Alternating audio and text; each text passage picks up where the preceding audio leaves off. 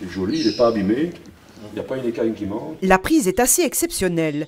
C'est un iguane de Guyane de plus d'1 mètre. Il aurait préféré rester libre dans un jardin à Laken, mais là, il se retrouve enfermé dans une cage de verre. Alors l'iguane est un peu agressif et tape de la queue. Lundi soir, il était dans la nature. Coup de frayeur ici, à hauteur du 735 chaussée romaine. Pompiers et spécialistes ont été vite appelés. 2 personnes qui habitent à la chaussée romaine, qui ont retrouvé après leur travail l'iguane qui se baladait sur les haies. Ils nous ont appelés, nous avons été sur place, et bon, comme ils grimpaient de plus en plus dans l'arbre, on a fait appel pompiers, de façon à ce qu'ils puissent arriver avec leurs échelles, grimper dans l'arbre et attraper l'animal.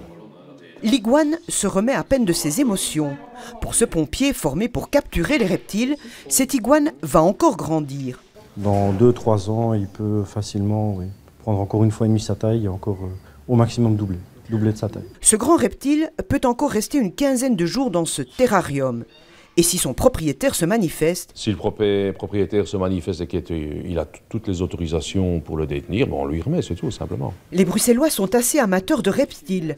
Selon la police, il y aurait 5 espèces par rue.